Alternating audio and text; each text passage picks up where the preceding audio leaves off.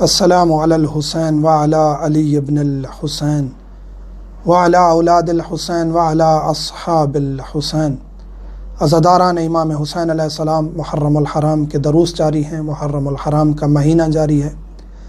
گزشتہ ویڈیو میں ہم نے ذکر کیا تھا کہ اہل سنت کی کتب سے، دیگر مسالک کی کتب سے عزاداری امام حسین علیہ السلام گریہ کرنا، ماتم کرنا ثابت کیا تھا ہم نے۔ روایات کثرت سے احادیث و روایات ہم نے بتائی تھیں اور ان کے اصحاب حدیث بھی ذکر کیے تھے۔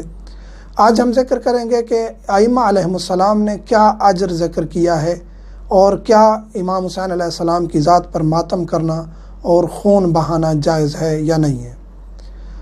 امام حسین علیہ السلام کی ذات پر جزع و بکا کرنا باعث ثواب ہے۔ صادق آل محمد فرماتے ہیں کل الجزع والبکا مکروہ الا الجزع والبکا علی الحسین علیہ الصلاۃ والسلام۔ ہر جزع و بکا جو شدت کے ساتھ اپنے آپ کو مارنا پیٹنا یہ مکروہ ہے سوائے امام حسین علیہ السلام کی ذات پر۔ اور یہ ایک روایت امام رضا علیہ السلام سے ہم پیش کر چکے ہیں کہ مولا فرماتے ہیں جو ہمارے غم میں، ہماری جد کے، ہمارے دادا حسین علیہ السلام کے غم میں گریہ کرتا ہے وہ جنت میں ہمارے قریب ہمارے مقام پر ہوگا۔ تو یہ خوش قسمتی کی بات ہے کہ وہ انسان جو ساری زندگی گناہ بھی کرتا ہے لیکن معافی مانگ کے ذکر حسین علیہ السلام میں شامل ہوتا ہے، واجبات ادا کرنے کی کوشش کرتا رہتا ہے، وہ جنت میں قرب اہل بیت میں ہو، جوار اہل بیت میں ہو، ائمہ علیہم السلام کا ہمسایہ ہو، تو یہ اس سے بڑی کیا بات ہو سکتی ہے۔ اجر ہے مولا حسین علیہ السلام کی ذات کے ساتھ منسوب، ان کی زیارت کے ساتھ، ان کی عزاداری کے ساتھ۔ تو انسان کو ہر لمحات عزاداری کے ضائع نہیں ہونے دینے چاہیے۔ اسی طرح مولا فرماتے ہیں کہ ہر جزع و بکا، جزع کا مراد یہ ہے کہ اپنے آپ کو مارنا پیٹنا، اپنے آپ کو تکلیف دینا، اپنا خون تک نکالنا یہ جائز ہے۔ یہ مولا کی حدیث ہے، وسائل و شیعہ میں موجود ہے۔ اسی طرح کامل الزیارات میں روایت ہے کہ جناب زینب سلام اللہ علیہ امام سجاد علیہ السلام کے پاس تشریف لاتی ہیں اور کہتی ہیں بیٹا میں سن رہی ہوں کہ آپ اپنے آپ کو غم میں حسین علیہ السلام میں بہت زیادہ تکلیف دیتے ہو۔ تو مولا سجاد علیہ السلام کا جملہ دردناک ہے، کہتے ہیں پھوپھی جان میرے بس میں نہیں ہے کہ میں اس سے زیادہ کچھ کر سکوں۔ یعنی کہ یہاں مولا فرما رہے ہیں کہ اگر انسان اپنے آپ کو مار سکتا، بالکل ختم کر سکتا تو وہ بھی میں کر لیتا، لیکن شریعت میں یہ جائز نہیں ہے۔ وقت کے امام بہتر جانتے ہیں کہ یہ جائز نہیں ہے۔ اسی طرح جو زنجیرزنی کرتے ہیں، جو قما زنی کرتے ہیں، ایک چیز خیال میں رکھیں، ذہن میں رکھیں کہ خودکشی حرام ہے۔ اگر آپ کو پتہ چلتا ہے زنجیر اور قما کے درمیان کہ میری حالت خراب ہو رہی ہے تو اس وقت آپ کو آگے زنجیر چلانا یا قما چلانا جائز نہیں ہوتا، کیونکہ ممکن ہے آپ کی جان چلی جائے تو پھر آپ کا وہ قدم درست نہیں ہوگا۔ تو مولا کہتے ہیں کہ پھوپھی میرے بس میں نہیں ہے میں اس سے زیادہ کچھ کر سکوں۔ جناب زینب کہتی ہیں کہ اتنا زیادہ گریہ و ماتم و بکا اور خون بہانا، اپنے آنسو۔ اسی طرح امام زمان علیہ السلام آخری وقت کے ہمارے امام جو ہیں وہ زیارت ناہیہ کے جملے ہیں کہ مولا حسین علیہ السلام پر خون روتے ہیں۔ تو اس کا مطلب ہے خون نکالنا امام حسین علیہ السلام کے لیے جائز ہے، باعث ثواب ہے۔ اتنا دردناک مرحلہ تھا کربلا کا کہ جس کے گواہ ہیں اہل بیت علیہم السلام، اور انہی کی سیرت یہ ہے کہ انہوں نے اپنے آپ کو چوٹ بھی پہنچائی ہے، اپنا خون بھی نکالا ہے، اپنے آپ پر اتنا ماتم برپا کیا ہے کہ دیکھنے والے کہتے کہ اے فرزند رسول اتنا بکا، اتنا گریہ۔ تو یہ روایات موجود ہیں تواتر کے ساتھ کہ جزع و بکا اور شدت کے ساتھ جزع و بکا جو ہے وہ اہل بیت علیہم السلام پر، مولا حسین علیہ السلام کی ذات پر جائز ہے، باعث ثواب ہے، اس میں کوئی حرج نہیں ہے۔ گزشتہ ویڈیو میں بھی ہم ذکر کر چکے ہیں کہ ایک صحابی ہیں احد کے مقام پر جناب رسول کریم کے جب دندان مبارک شہید ہو گئے تو انہوں نے اپنے تمام دانت اپنے ہاتھوں سے توڑ دیے۔ بہت تکلیف دہ مرحلہ ہوتا ہے اپنے دانتوں کو توڑنا۔ دانت توڑے، خون نکلا، رسول نے ان کو دعا دی۔ تو ایسی کافی روایات ہیں جو ثابت کرتی ہیں کہ مولا حسین علیہ السلام پر گریہ کرنا، ماتم کرنا جائز ہے، حتیٰ کہ اپنا خون بہانا بھی جائز ہے۔ اب آتے ہیں کہ کچھ ہمارے مومنین اعتراض کرتے ہیں کہ یہ زنجیر چلانا، قما زنی کرنا یہ اسلام کے منافی ہے اور لوگ اسلام سے ہٹ رہے ہیں۔ ایسی بات نہیں ہے۔ عزاداری تحفظ کرتی ہے شیعت کا اور اکثر لوگ اسی عزاداری کی وجہ سے شیعہ ہوتے ہیں، اور ان کو پتہ ہوتا ہے یہ زنجیر کیوں چلا رہے ہیں، یہ قما زنی کیوں کر رہے ہیں۔ اپنے آپ کو کون مارتا ہے؟ حتیٰ کہ اپنا کوئی قریبی بھی چلا جائے تو انسان تلوار اٹھا کے اور زنجیر اٹھا کے اپنے آپ کو نہیں مارتا۔ یہ تو عشق حسین ہے، یہ مودت اہل بیت ہے، جس میں ہم نکلتے ہیں اپنے آپ کو، ہم کاٹتے ہیں، اپنا خون بہاتے ہیں۔ یہ مودت ہے، یہ عشق ہے، یہ جائز ہے، باعث ثواب ہے۔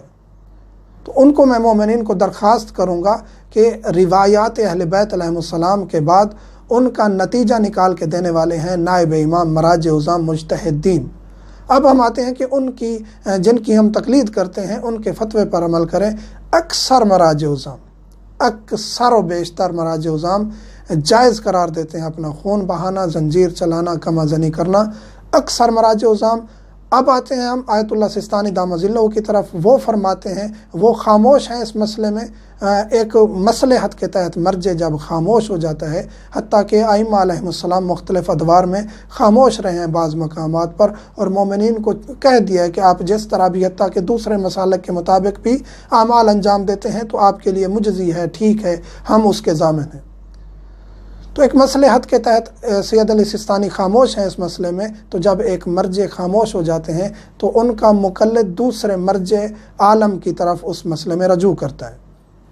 ہم مقلد آیت اللہ سستانی دامہ ظلہ کے ہم رجوع کرتے ہیں آیت اللہ وحید خراسانی، آیت اللہ اسحاق فیاض، ان مراجع عظام کی طرف، تو یہ جواز کا فتویٰ دیتے ہیں۔ ہر انسان کی اپنی تحقیق ہے کہ دوسرا عالم اس کے نزدیک کون ثابت ہے۔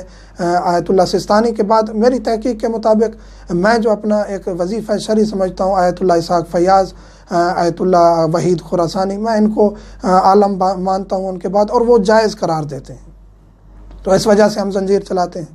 اب آتے ہیں آغا رہبر سید علی خامنائی دامہ ظلہ کی طرف، تو وہ فرماتے ہیں کہ میں وظیفہ شرعی کو سمجھتے ہوئے، حکم ثانوی کو سمجھتے ہوئے جائز قرار نہیں دیتا، کیونکہ مصلحت یہی ہے اس وقت کی کہ مومنین ایران میں ہوں یا خارج ایران وہ زنجیر نہ چلائیں تاکہ اتحاد بین المسلمین قائم رہے۔ اب یہاں کچھ نوجوان جو ہوتے ہیں وہ کہتے ہیں کہ یہ ولی فقیہ کا فتویٰ ہے، اس لیے سب مومنین پر ماننا اور عمل کرنا ضروری ہے۔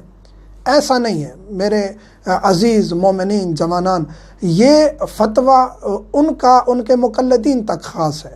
آیت اللہ خامنائی ولی فقیہ ہیں تو آیت اللہ سستانی بھی ولی فقیہ ہیں۔ ہر مرجع تقلید ولی فقیہ ہوتا ہے، یہ نہیں ہوتا کہ ایک ولی فقیہ دوسرے ولی فقیہ کے تحت آ جائے، یا ایک مرجع کسی ولی فقیہ کے تحت آ جائے۔ اگر ایسا ہوتا تو پھر ان کی تقلید ہی ختم ہو جاتی۔ اگر آیت اللہ سستانی، آغا وحید یا اس طرح مراجع عظام کسی ولی فقیہ کے تحت آ جاتے تو پھر ان کی مرجعیت پر اشکال ہے، ان کی تقلید کرنا بھی جائز نہیں۔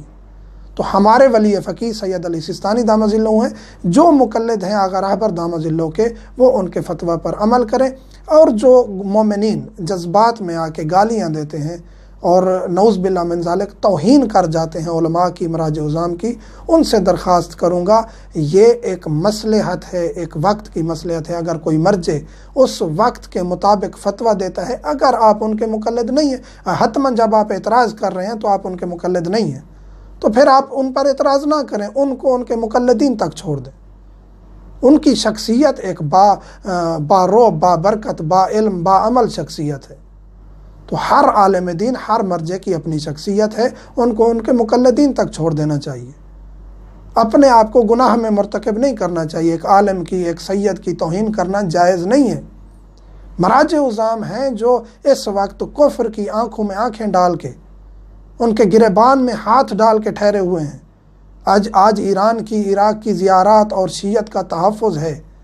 آج لبنان میں شیعہ محفوظ ہیں، ایران میں شیعہ محفوظ ہیں، عراق میں شیعہ محفوظ ہیں، شام میں بی بی کا روضہ محفوظ ہے۔ تو ان مراجع عظام کی طرف سے تھوڑا سا اپنے ذہن میں اور دل میں وسعت پیدا کر کے سوچیں کہ یہ کس کی وجہ سے ہو رہا ہے۔ امام علیہ السلام کا سایہ رہے ان مراجع عظام پر۔ تو ہمیں تنگ نظری سے کام نہیں لینا چاہیے۔ ہم بے لگام نہیں ہیں، الحمدللہ اہل بیت نے ہمیں بے لگام نہیں چھوڑا۔ روایات کے ذریعے ہمیں بتا دیا ہے کہ آپ علماء کے ساتھ چلیں، وہ ہماری طرف سے آپ پر حجت ہے۔ مومنین سے ملتمس ہوں مجھے، میرے بچوں کو اور والدین کو دعا میں یاد رکھا کریں۔ والحمدللہ رب العالمین۔